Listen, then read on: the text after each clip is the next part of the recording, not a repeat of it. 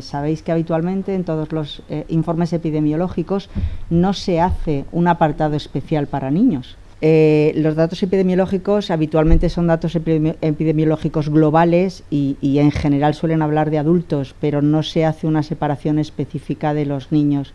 Sin embargo, tanto desde el ISCI, a través del SINIBI, me han dado datos específicos de niños, y la Comunidad de Madrid también me ha dado datos específicos de niños, y creo que merece la pena el que los podamos un poco comparar. Me han dicho que tengo que decir que hay un hashtag que es no sé qué, VIH adopta positivo, almohadilla, VIH adopta positivo. Bueno, pues ya lo sabéis. Bueno, pues vamos a empezar. Y bueno, como todos sabéis, desde ONUSIDA es desde donde se establecen a nivel mundial los objetivos que se plantean para los próximos años. Cada año ha ido estableciendo una serie de objetivos que en la mayoría de los casos no se han podido cumplir. Pero bueno, siempre es bueno el estimularnos para poder conseguirlo. Y ahora mismo estamos en la era de los 690. Tenemos, por una parte, que un 90% de reducción de las nuevas infecciones, un 90% de reducción del estigma y la discriminación, y un 90% de reducción de las muertes relacionadas con el VIH. Y en cuanto a tratamiento, tenemos el objetivo es que el 90% de las personas con VIH estén diagnosticadas, que de estas el 90% estén en tratamiento, y de las personas que estén en tratamiento el 90% tengan una carga viral indetectable.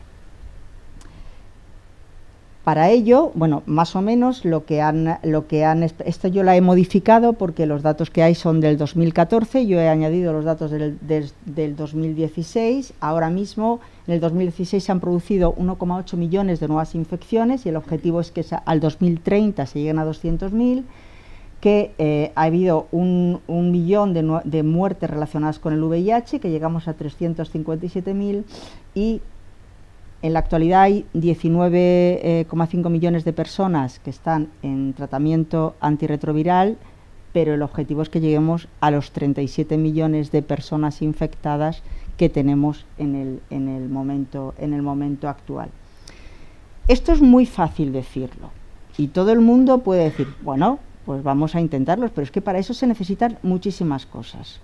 Y además se necesita que se trabaje conjuntamente desde diferentes estamentos. ¿Por qué? Pues porque lo primero que tenemos que hacer es conocer muy bien la situación epidemiológica del país.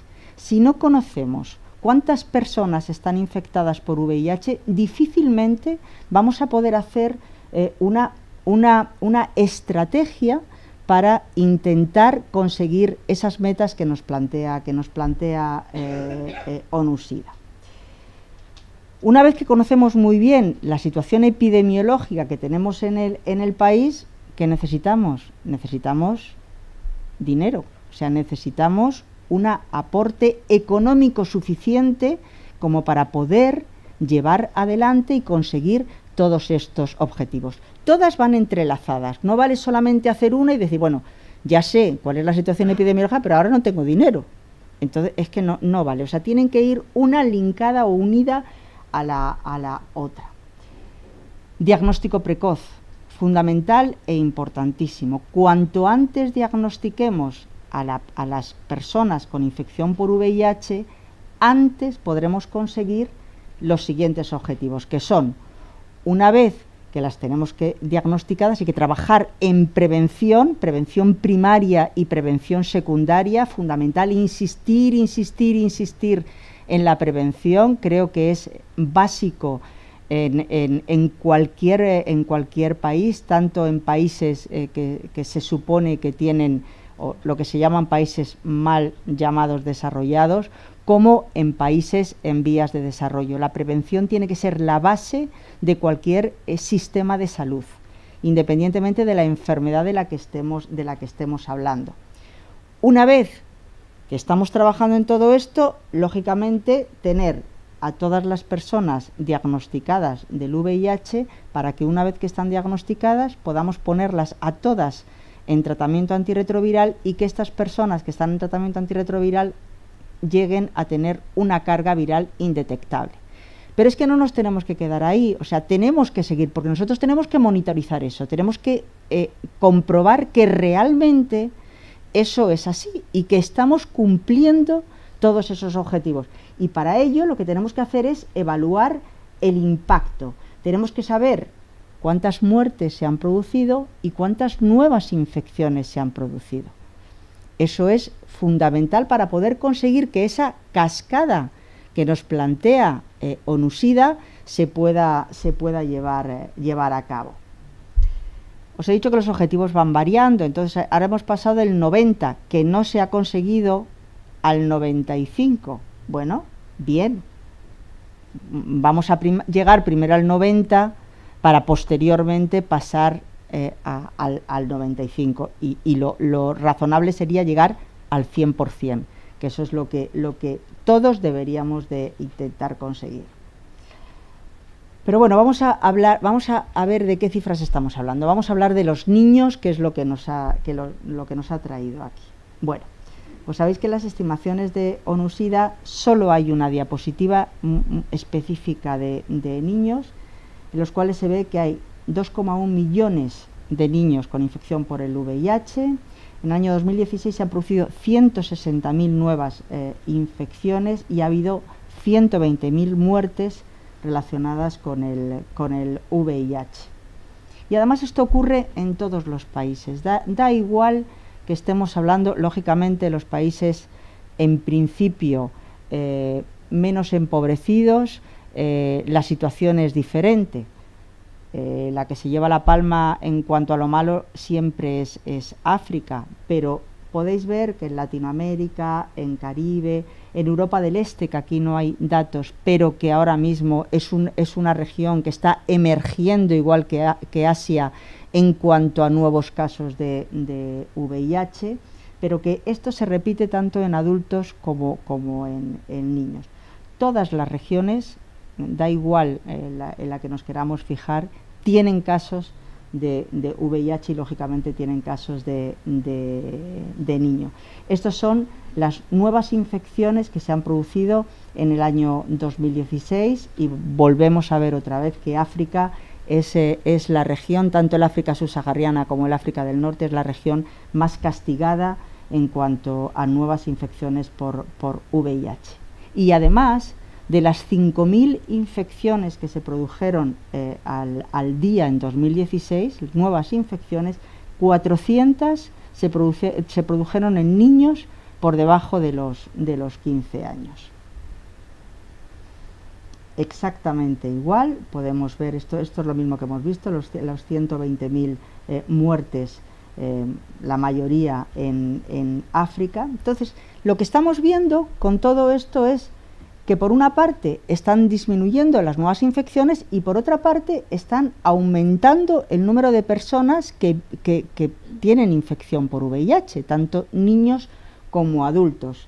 Y alguien puede pensar, ¿y cómo es esto posible? Si hay menos infecciones, ¿cómo es posible? Bueno, pues eso es posible porque gracias al tratamiento antirretroviral se producen menos fallecimientos y lógicamente tú lo que vas haciendo es un acumulado. Aquí podéis ver cómo ha disminuido de forma muy significativa el número de muertes y que cada vez más tenemos más personas en tratamiento antirretroviral. Esta es la gráfica de los niños y podéis ver que cada vez hay más niños en tratamiento antirretroviral, pero más niños de forma engañosa.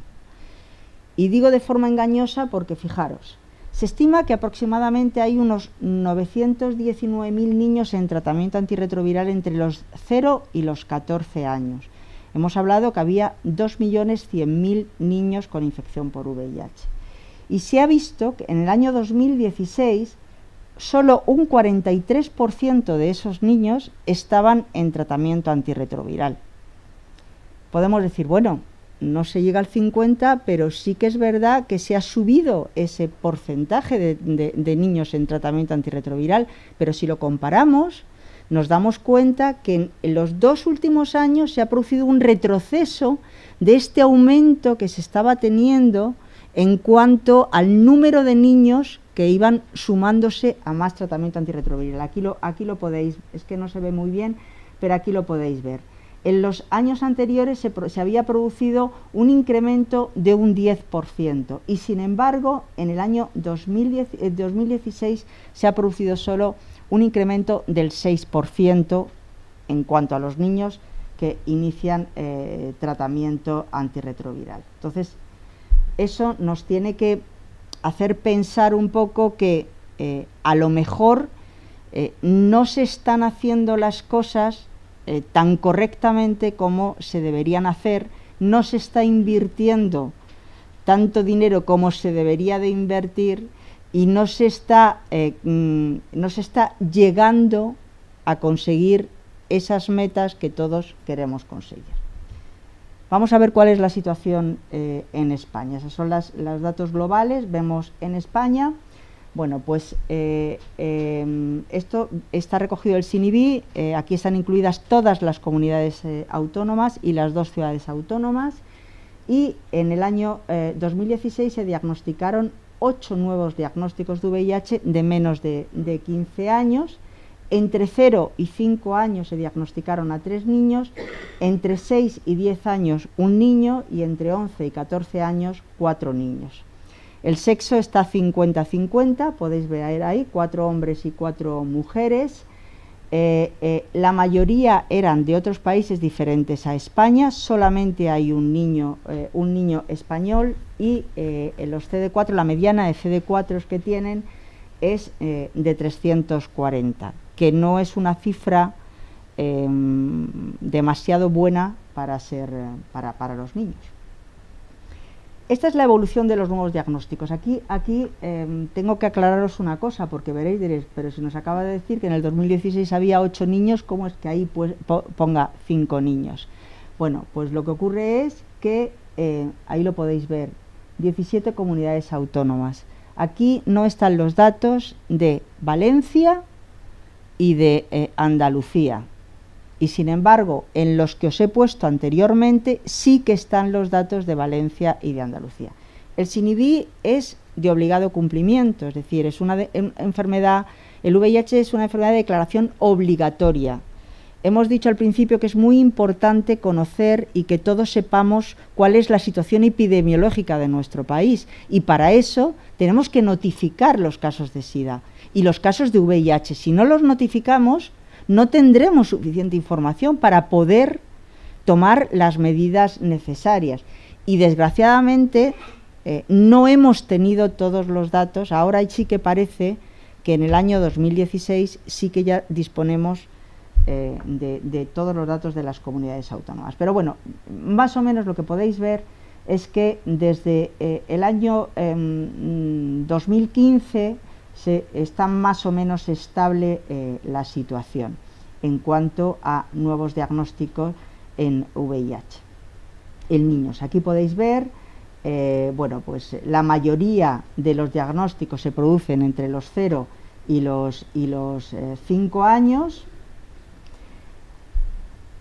La separación por sexos, la verdad es que ha sido muy variable, porque ha habido momentos en los cuales prácticamente todos eran hombres, en la mayoría de los casos, pero por ejemplo en el año 2014 los diagnósticos que se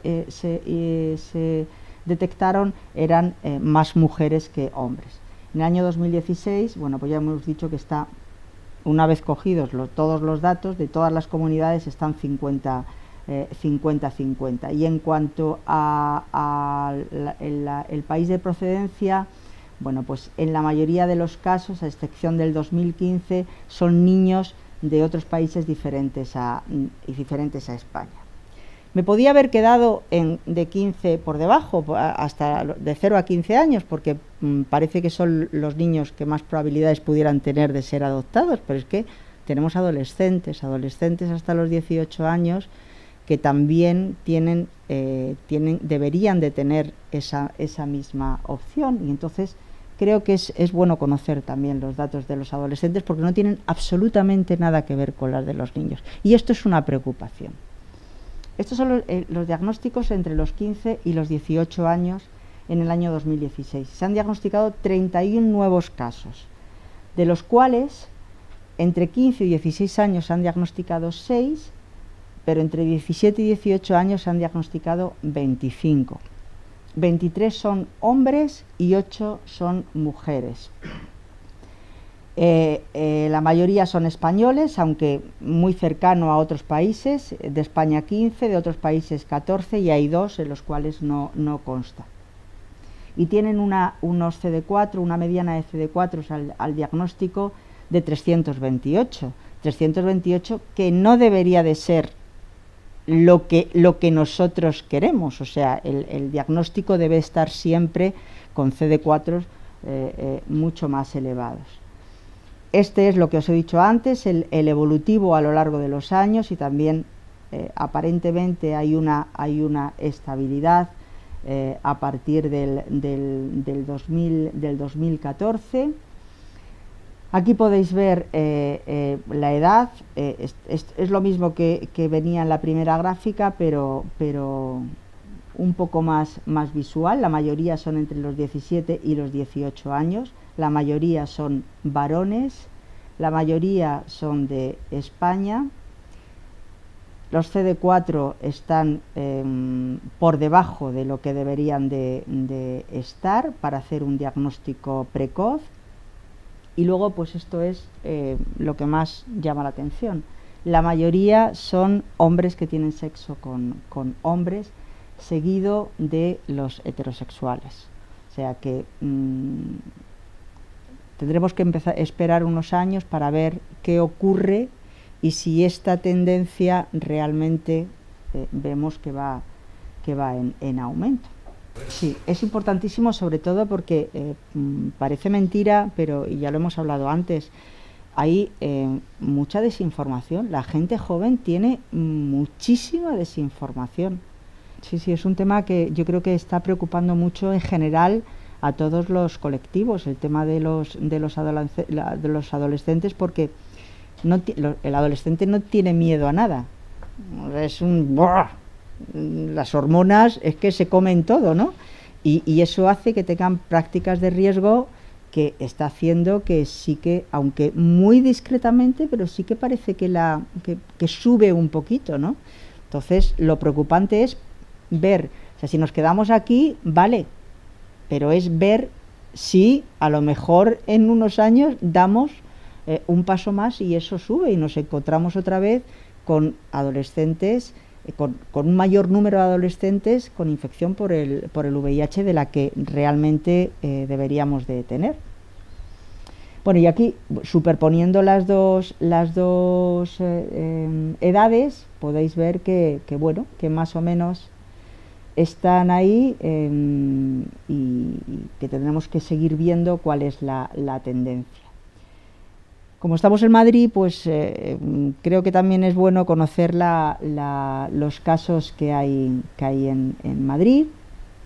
Y me han pasado datos evolutivos desde el año 85 hasta el 2016 y en niños ha habido 387 casos de SIDA y han fallecido 217 en todos estos años. En estos años se han diagnosticado 49 niños, de los cuales 16 tenían menos de un año y 33 tenían más de un año, con una mediana de CD4 de 725, o sea, es una mediana bastante aceptable. La distribución por sexo, bueno, pues aquí hay un mayor número de mujeres que de hombres, hay 27 mujeres y 22 varones, y la mayoría son extranjeros, son 27 extranjeros y 22 españoles. Y según el mecanismo de transmisión, bueno, pues la mayoría de los casos son por transmisión vertical. En total ha habido en el año 2016, en los últimos años, 10 casos de SIDA y ha habido un fallecimiento. ¿Y qué ocurre con estos adolescentes que a veces nos traen por la calle la amargura? Bueno, pues si contamos entre los 13 y los 19 años, desde el 2007 hasta el 2017, teniendo en cuenta que el 15, el 16 y el 17 son años no consolidados, y eso significa que no están incluidos todos los casos, porque no ha dado tiempo, no se han podido incluir o no se ha dispuesto de toda de la información. Ha habido un total de 195 adolescentes, 39 mujeres y 156 varones. Fijaros cómo cambia cuando hablamos de 13 a 19 que cuando hablamos por debajo. La edad al diagnóstico, la mayoría estaban entre los 18 y los 19 años, y la mayoría eran extranjeros. En el 2017 ha habido un caso, y este caso es de fuera de un caso que puede haber más, era de fuera de España. Aquí podéis ver también exactamente igual que pasa a nivel nacional.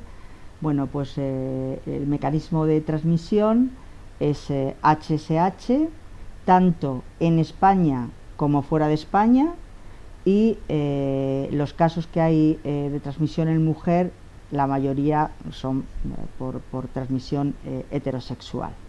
La mediana de CD4 es de 518, que es una mediana muy buena, está por encima de 500, o sea, es como un diagnóstico precoz adecuado, y ha habido 2 fallecimientos y 14 casos de SIDA. Entonces, la verdad es que la pregunta que yo me hago cuando me pongo a dar datos de SIDA es si realmente los niños son los grandes olvidados del VIH. Y yo siempre contesto que sí, pero ahora quiero apoyarlo en lo que os voy a contar. Y bueno, pues para que veáis, la Agencia Europea del Medicamento no implantó la investigación pediátrica en los fármacos hasta el año 2007, desde cuando conocemos el VIH, cuando se empezaron a hacer los primeros estudios. Fijaros el tiempo que tardó la propia Agencia Europea. Todavía existen medicamentos que no están adaptados a los niños. Entonces, cuando tú preguntas ¿por qué ocurre esto? Si debería de ser igual, bueno, pues es que es muy costoso porque hay pocos niños, y como hay pocos niños, no interesa. O sea, esto es un problema del que todos tenemos que ser conscientes y tenemos que darnos cuenta. Fijaros, estas son las publicaciones que se han producido desde el año 85, que es la primera, 83, hasta el año 2017, en niños. Ha habido 33.252 publicaciones. Esto está sacado del PubMed, ¿vale? Si nos vamos a la de VIH en adultos, en el mismo periodo de tiempo ha habido 118.569 publicaciones. O sea, es una diferencia bastante clara. Si nos vamos a los ensayos clínicos, aquí podéis ver, ha habido un total de 1.982 ensayos clínicos, y ahí lo tenéis repartidos por regiones, en niños. Y estos son los que se han producido. Esto me he equivocado, es al revés. Este dato está mal, porque en adultos son como 4 veces, son 33.000, me parece 33.500 y pico los ensayos clínicos que se han producido. Aquí podéis ver, si comparamos adultos, niños y adolescentes, fijaros dónde están los niños y adolescentes y dónde están los adultos. O sea, todo lo relacionado con los diferentes ensayos clínicos. O sea que hay una clara diferencia en cuanto a lo que se trabaja con niños para conseguir fármacos, etcétera, y lo que se trabaja con adultos. Y en cuanto a la disponibilidad de fármacos pasa exactamente lo mismo. Ahora mismo tenemos muchísimas drogas disponibles en la actualidad para el tratamiento del VIH. Aquí están los principios, o sea, los fármacos, pero no están las combinaciones, ¿vale? Pero son estos. Y sin embargo, cuando nos vamos a los niños, la verdad es que se nos caen la mayoría. ¿Por qué? Pues porque, por ejemplo, los verdes son los únicos que están aprobados en lactantes. Los rojos no están aprobados en lactantes, pero se utilizan. Y los amarillos no están aprobados. Entonces, vuelve a existir esa diferencia clara entre los adultos y los niños. Y esto ha hecho que, en general, en todas las guías de recomendación de tratamiento antirretroviral en niños, siempre se hable de que debe regularizarse la colaboración entre la industria farmacéutica, los profesionales expertos y los gobiernos para garantizar la disponibilidad de formulaciones pediátricas de los nuevos fármacos al mismo tiempo que estos estén valorados en adultos. Esto está sacado de nuestras recomendaciones que han sido publicadas en enero del 2017. Si nos vamos a la inversión que está prevista desde ONUSIDA y que lo considera como una acción prioritaria hasta el 2020, nos damos cuenta que está tan chiquitito que casi no se ve. El verde, ese verde que veis que se mantiene estable desde el año 2011, significa eliminación de las nuevas infecciones en niños. O sea, fijaros cómo se mantiene prácticamente estable, o sea, no ha habido un crecimiento en cuanto al objetivo relacionado con los niños. Y ya por último, pues algo que da todavía más la razón, y es que el VIH pediátrico está catalogado por Médicos Sin Fronteras como una de las 6 enfermedades olvidadas. Y no solamente lo dicen Médicos Sin Fronteras, yo creo que lo podemos decir todos, pero por ejemplo el New England también hace un artículo que la verdad es que merece la pena leerlo, en el cual también refleja que los niños realmente no tienen el peso que deberían de tener dentro de la salud pública de los países en general. ¿Qué es lo que deberíamos exigir? Lo que debemos exigir es dar la misma importancia a los niños que a los adultos. Hay que invertir el futuro, los niños son nuestro futuro y somos el tercer país del mundo con mayor envejecimiento, y vamos a seguir así hasta el año 2050 en las aproximaciones que se han hecho, y cada vez tenemos menos nacimientos. Entonces o hacemos algo o si no, las cosas se nos van a poner crudas para poder cobrar las pensiones. Entonces hay que aumentar el número de estudios y ensayos clínicos en niños y adolescentes, hay que disponer de una mayor información epidemiológica, disponibilidad a tiempo real de presentaciones pediátricas de los fármacos antirretrovirales, y una concienciación por parte de los gobiernos de la importancia de la educación en VIH y en ITS. Y sobre todo, es muy importante cuidar a los héroes, que son el equipo de los pediatras, que son los que siempre están ahí, que son los que cuidan de los niños, que son los que luchan continuamente para conseguir los fármacos y para que los niños tengan una vida feliz y una calidad de vida acorde a lo que tiene que tener un niño, que es eso, pues una estabilidad y ser realmente pues feliz en el fondo. Muchas gracias.